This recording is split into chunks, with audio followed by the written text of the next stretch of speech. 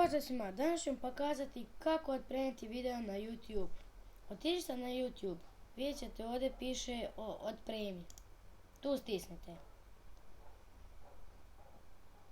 Tu ima sa desne strane ima nešto. Vidjet ćete ovdje izaberi dodatke za otpremanje.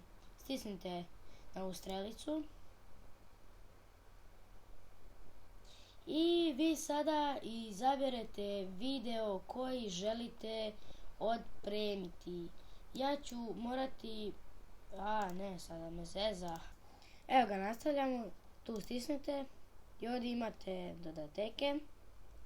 I sada stisnete na video koji želite i ovdje stisnete open. Evo ga, i sada će se tu video početi otpremljivati. Vi ovdje napišete naslov. Pišete naslov.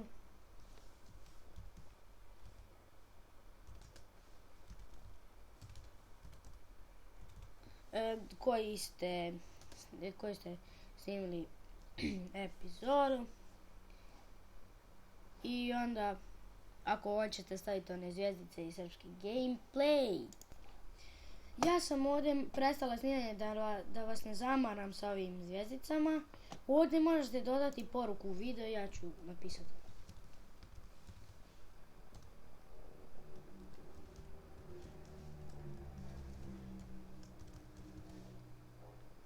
Ja ću napisati i ostavite like, share, komentar i subscribe.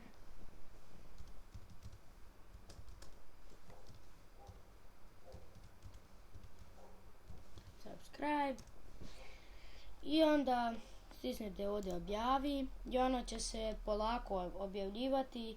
Ovdje ćete vidjeti koliko je ostalo minuta. Kod mene je ostalo 31 minuta. To je to za ovaj video. Vidimo se u sljedećem. Ćao!